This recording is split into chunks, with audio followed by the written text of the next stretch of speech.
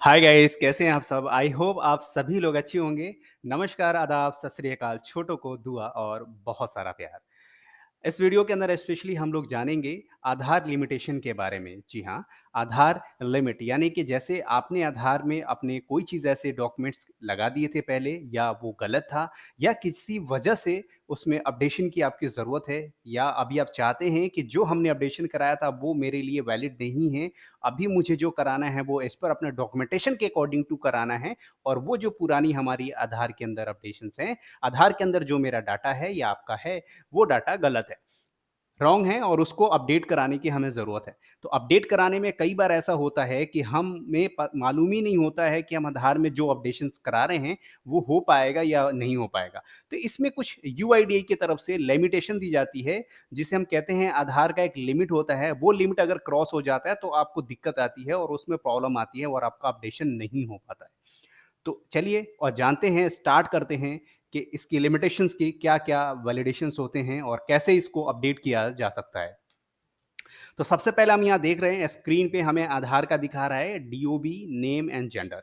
ये 3 चीज़ ऐसे हैं जिसमें आधार की तरफ से लिमिटेशन बना दी जाती है और उसी लिमिटेशंस को हमें फॉलो करना होता है। कई बार जब हम ये लिमिटेशंस को क्रॉस कर जाते हैं तो हमें काफ़ी ज़्यादा प्रॉब्लम फेस करना पड़ता है और फिर आधार के डाटाज़ करेक्ट नहीं हो पाते हैं और हमें काफ़ी लंबे समय तक इसका वेटिंग करना होता है या यूँ कहें कि वो जब भी आप अपडेशन कराते हैं तो अपडेट रिक्वेस्ट आपका रिजेक्ट हो जाता है। ठीक है?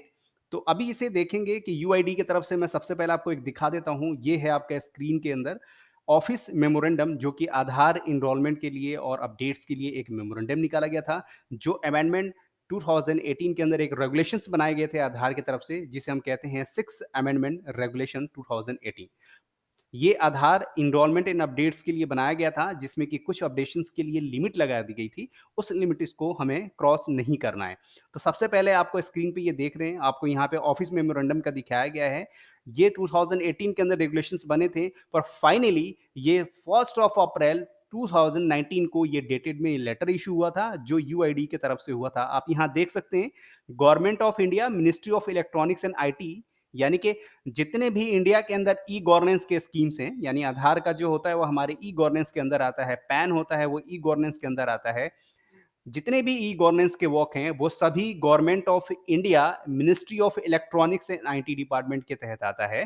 तो यूनिक यानी कि हमारा UIDAI, unique identification authority of India, ये भी हमारा ministry of electronics and IT department के अंदर आता है। तो इनका ये डिपार्टमेंट में आप देख सकते हैं, मॉडिफिकेशन ऑफ ओएम यानी कि ऑफिस मेमोरेंडम।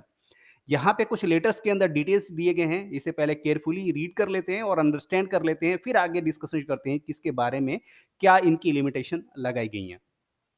तो यहाँ पे आया गया है, please refer to UIDAI headquarter OMN, ये जो डेटेड हैं, यहाँ पे लिखा गया है regarding updation of name, gender and date of birth in the Aadhaar records, the OM stand modifies as below.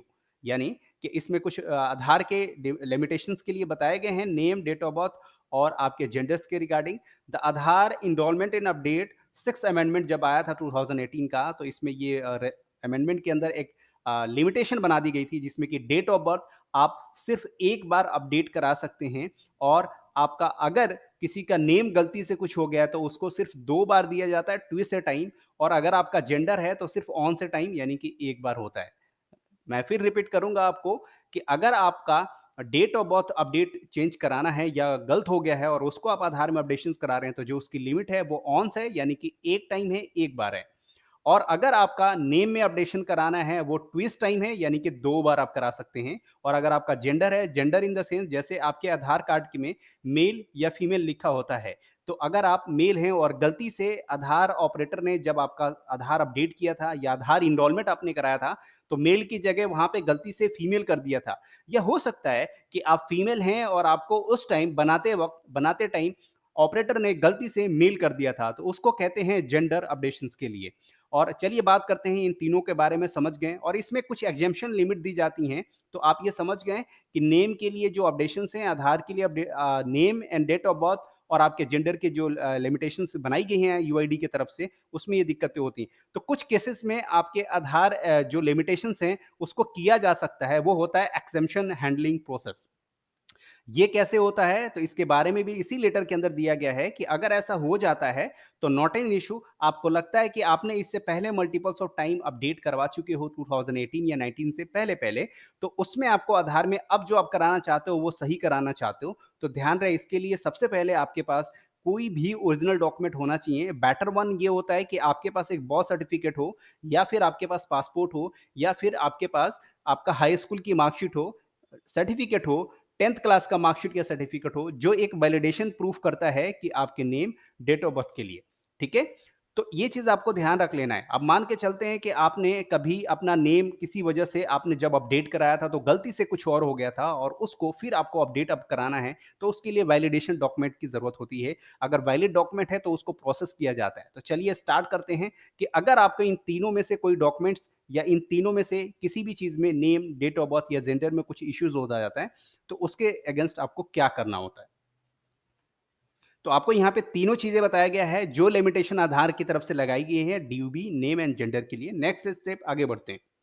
अब यहाँ पे देख सकते हैं आपको स्क्रीन पे आपको दिखाया गया है, ये सिर्फ़ आपको समझाने के लिए।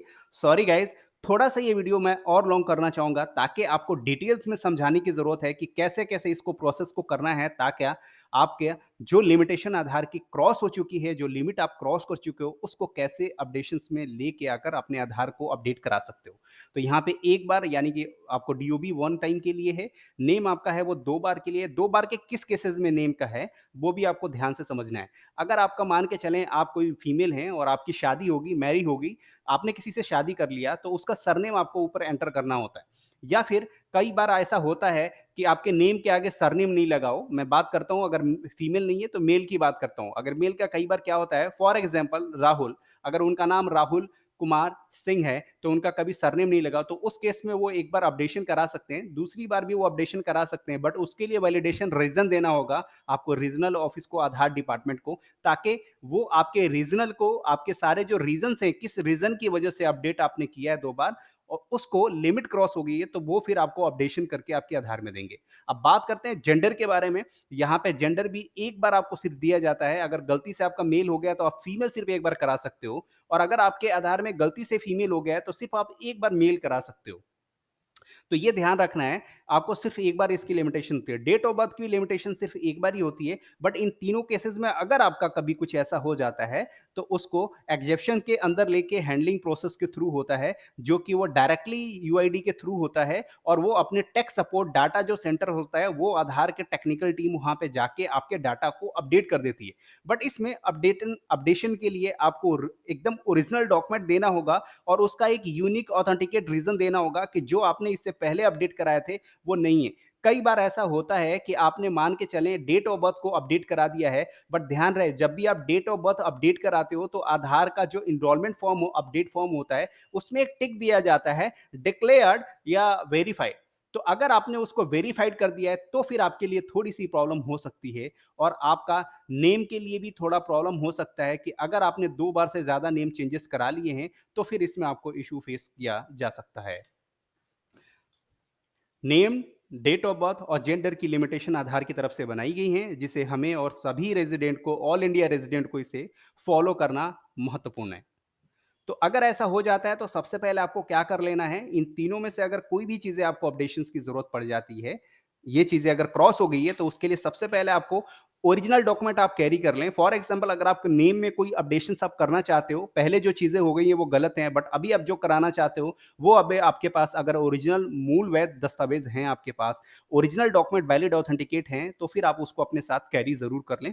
उसके बाद आपको क्या करना होता है, अपने नज़दीकी, अपने नियरेस्ट जो भी आधार सेवा केंद्र हो, चाहे वो बैंक या पोस्ट ऑफिस या फिर सीसी के थ्रू या फिर कहीं यूसीएल होता है अपडेशन सेंटर, वहाँ पे जहाँ भी आधार का इनरोलमेंट एंड अपडेट सेंटर है, वहाँ पे आप जाके इसे ईज़िली अपडेट करा सकते हो। तो वहाँ पे जाने के बाद सबसे पहले आप वहाँ देख लें कि कोई टोकन फीस का सिस्टम तो नहीं है। अगर वहाँ टोकन का सिस्टम है, बहुत ज़्यादा रश रहता है, तो इन दिस कोविड 19 का भी सिचुएशन चल रहा है, तो इसलिए आपको थोड़ा फॉलो करना होगा कि वेटिंग के लिए हो सकता है वहाँ पे टोकन आपको मिले, तो टोकन ले लें। अगर वो आपको कोई डेट देते हैं कि आपको पार्टिकुलर किसी डेट में आना है, तो उसको ज़रूर वहाँ का फॉलो कर लें।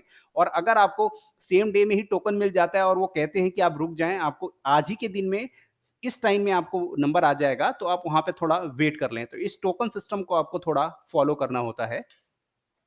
आपने जो डॉक्यूमेंट्स अपने साथ में ओरिजिनल कर लिया है, चाहे वो आपका नेम के लिए हो या डेट ऑफ बर्थ के लिए, जेंडर के लिए, तो आप अपने डॉक्यूमेंट्स अपने पास ओरिजिनल लेके जाएँ और सेंटर पे आप विज़िट करें। अपना जो ओरिजिनल डॉक्यूमेंट है, वो वहाँ पे सेंटर का जो ऑफिसर्स हैं, उन ऑफिसर्स को अपने डॉक्यूमेंट्स को दिखाएँ और सेंटर ऑफिसर जो वहाँ का अधिकारी है, उस डॉक्यूमेंट को वेरीफ़ाई करेगा। वैलिडेशन होने के बाद आगे का प्रोसेस करें। फिर आपको आधार के लिए इस तरह से updation and enrolment updation form होता है, उसमें आप उसे अच्छी तरीके से फॉर्म को फिल कर लें। फॉर्म में जो भी डिटेल्स आप अपडेट कराना है, उस फॉर्म को अच्छी तरीके से फिल करना होगा। लाइक अगर आपका नेम अपडेट है, तो प्रॉपर आप नेम पे टिक करके नेम के डॉक्यूमेंट्स जो रिलेटेड हैं, वो आप उसमें सबमिट करें। और अगर आपका डीओबी से रिलेटेड है, तो डीओबी में क्लिक करके डीओबी डालें और उससे रिलेटेड जो डॉक्यूमेंट्स हैं, वो डॉक्यूमेंट आप उसके साथ में वहाँ पे प्रोसेसिंग के लिए दे दें। अब आपका जो प्रोसेसिंग है, वो कंप्लीट होगा ऑन काउंटर, जब वहाँ पे आधार का जो भी ऑपरेटर, इंजीनियर्स या जो भी वहाँ पे स्टाफ बैठा है, वो आपका प्रोसेस करेगा। प्रोसेस करते टाइम आप उसको डिटेल्स को चेक कर लेंगे। उसके बाद आपको बायोमेट्रिक ऑथेंटिकेशन के लिए कि ये आधार जिसमें आप अपडेट करा रहे हैं, क्या वही आप ऑथेंटिकेशन आप ओरिजिनल रेजिडेंट हैं? क्या वो आपका ही आधार है और ये सही है, सत्य है, सच है? तो फिर उसके लिए आपको रेजिडेंट का बायोमेट्रिक ऑथेंटिकेशन करवाना होता है। उसमें हो सकता है कि आपका फिंगर यानी कि हाथों का अंगूठा या कोई भी एक उँगली आपको निशान वहाँ पे फिंगर को स्कैन करना होता है, या फिर हो सकता है कि आपके दोनों आँखों में से किसी एक आँख का स्कैन किया जा सकता है, जिसे आइरिस स्कैन भी कहा जाता है, और फिंगर को स्कैनर के लिए फिंगर स्कैन भी कहा जा सकता है।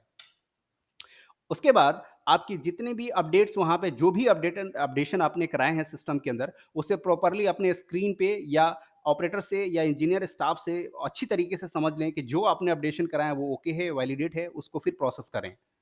उसके बाद आपको अपडेशन के फॉर्म में नीचे राइट साइड में यहाँ पे एप्लीकेंट का सिग्नेचर वो आप साइन कर दें। साइन करने के बाद उन्हें आप फॉर्म देंगे, तो काउंटर पे वो आपको एक यूआरएन रिसिप्ट मिलेगा, जिसे हम कहते हैं अपडेट रिक्वेस्ट नंबर।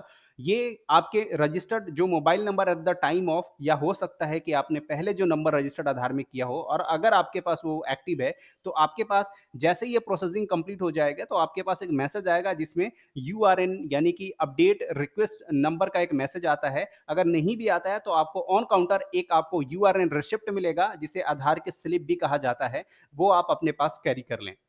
उसके बाद अपने सारे डॉक्यूमेंट्स को स्कैन कर लें। जो भी आपने वैलिड डॉक्यूमेंट्स अटैच किए हैं, चाहे वो नेम अपडेट के लिए हो, चाहे वो जेंडर अपडेट के लिए हो, चाहे वो डीओबी अपडेट के लिए हो, उसे अपने यूआईडीआई यानी कि आधार डिपार्टमेंट को मेल कर दें, help@uidai.gov.in, या फिर आप कॉल कर सकते हैं 1947। इन सभी के बाद भी अगर आपके डॉक्यूमेंटेशन में कोई अपडेट नहीं हो पा रहा है, चाहे वो बहुत लंबा समय हो चुका है, लॉन्ग टाइम हो चुके हैं, वो वीक से भी ज़्यादा टाइम हो गया है, मंथ से भी ज़्यादा टाइम हो गया और कई मंथ भी इवेन हो चुका है, तो फिर आप बहुत ज़्यादा पैनिक हो रहे होंगे। तो आपको ज़्यादा पैनिक होने की ज़रूरत नहीं है। उसका नेक्स्ट प्रोसेस जो होगा, वो आप अगर किसी भी तरह का कोई सुनवाई नहीं होती है, तो आपके नियरेस्ट जो भी आधार का रीजनल ऑफिस होता है, आरओ ऑफिस होता है, वहाँ पे आप अपने सारे डॉक्यूमेंट्स को लेकर फिजिकली विजिट करें, और साथ में उस आधार यूआरएन अपडेट रिसिप्ट को भी आप अपने साथ कैरी कर लें, और लेकर फिर आप रीजनल ऑफिस जाएं, फिजिकली वहाँ पे विजिट करें।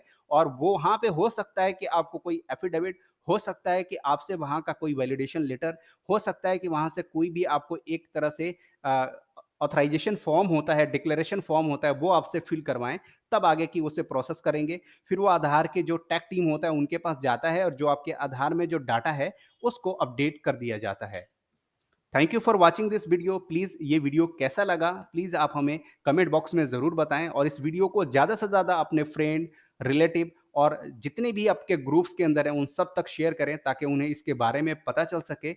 एंड प्लीज़ आप हमारे चैनल पे अगर नए हैं, तो चैनल को सब्सक्राइब करके बेल आइकन पे क्लिक कर दें और अपना बहुत सारा प्यार दिखाएं। और आप हमारे श्योरीज का फेसबुक चैनल, श्योरीज का फेसबुक पेज पे जा सकते हैं, और हमारा श्योरिज का इंस्टाग्राम, वहाँ दोनों जाके आप हमें वहाँ फॉलो कर लें। और हमारे यूट्यूब का श्योरिज चैनल जो इन्फॉर्मेटिव नॉलेज के साथ है, प्लीज़ आप इसे सब्सक्राइब कर लें। अगर आप वीएलई हैं, तो भी ये वीडियो आपके लिए इन्फॉर्मेटिव था। अगर आप आधार सेंटर संचालक हैं, आधार सेंटर ऑपरेट करते हैं, तो भी ये इन्फॉर्मेटिव था। और अगर आप इंडियन रेजिडेंट हैं, तो भी आपके लिए काफ़ी इन्फॉर्मेटिव है, क्योंकि ये वीडियो सभी के लिए इन्फॉर्मेटिव था। Thank you and love you all.